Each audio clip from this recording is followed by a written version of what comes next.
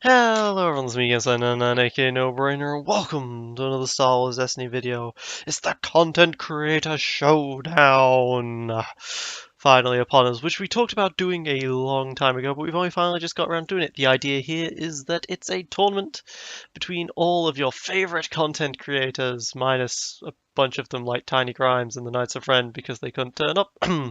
But anyway, the pairings were released, and I'm going to be up against Honestly Sarcastic of the Hyperloops first. And that's terrifying to me because the Hyperloops group are they're quite a hardcore bunch, you know. These guys are going to be playing serious. They're going to be playing with some serious decks, serious tier 1, tier 2 stuff, and I'm not sure what those are considering we've recently had this rules reference that's changed a lot of things. But I think Balatik's gonna be there. So the idea of this format is that you bring in 3 decks, and you've got to win with all 3 of those decks. So I feel like he's gonna be bringing some 3 character decks. Why? Because Pomaz is now dead. Um, we've not got the AoE that we used to have, and because we don't have the AoE that we used to have, 3 wide and 4 wide can finally make a return. Awakening's format had a lot of 3 wides. Beta Raider did win the worlds, but I think that's because of the pilot, nothing to do with the deck itself. I don't think Beta Raider was the tier 1 deck. And in this situation, I think it's going to be a similar thing. People are going to move back to the 3s and 4 wides, and we haven't really got much of a counter to that. Another big counter to the 3 wide, 4 wide decks, because 3 wides and 4 wides are generally ranged decks. A big counter to them was It's a Trap, but we don't have It's a Trap anymore either. So that's going to be a big problem. So I reckon Balatik is just going to be one of the top tier decks in this format, and I'm pretty sure he's going to be bringing at least one Balatik deck. So I think he's going to be bringing around a lot of 3 wides and 4 wides. So what decks do I make? Well, I'm not really sure. Honestly, I have problems with thinking of these decks to be tier 1 right now. Like there's a lot of thoughts going through my head, but I haven't really got any good, interesting decks that are highly competitive, apart from APR. So we're going to be bringing in APR, just standard APR. You guys have seen this. I haven't made any changes at all. I'm pretty sure this deck is gonna win its game, win a game at least. You know, I do pilot this deck well. I know it well, and I really like this deck. It's a good deck. But that leaves the other 2, and I'm not sure what to do. So I've made them both range decks. Don't crucify me, guys. These decks are both quite generic in some ways. But this is a hero deck, so it can't be that generic, right? I've got Hired Gun, Rookie Pilot, Poe Dameron, Pomaz, Poe 2. And the idea of Poe 2 provides some consistency. The higher guns and rookie pilots, and they provide a lot of damage. I roll all of the damage stuff. I roll vehicles, I roll weapons, just all of the cheap things that are redeploy or are vehicles. That more importantly all have 3 damage sides. So half of their dice are damage. And then I roll in Fortress Strike, which is a card that I've always been wanting to use, but I never actually made a deck to use it on properly first.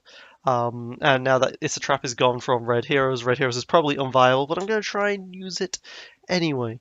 Spot a red character, reroll any number of my dice. If any of them roll damage, I do damage equal to an opponent's character equal to the amount of damage that was rolled. No, that's not the card at all. That was an incredibly terrible explanation. Let's do that again. Spot a red character to re-roll any number of your dice. Then deal damage to a character equal to the number of dice you just rolled that are now showing damage. Range damage specifically. So the idea here is that I have 4 dice from the characters. I get 3 or 4 dice from the vehicles and weapons, and then I just Fortress Strike and roll 8 damage and do 8 damage for 1 cost. That's the entire plan of this deck. The other plan is Planned Explosion, because cards like the Z95 Headhunter, these things all cost a lot of money to activate, right? Higher Gun has a 3-for-1s, Z has 3-for-1s, the DH17s have 2-for-1s, Holdowasters have 2-for-1s, A280s have 2-for-1s, you know, like they're pretty expensive, so you need the Planned Explosion there as for just purely for an economy card here, just to make it so that you can pay those for free.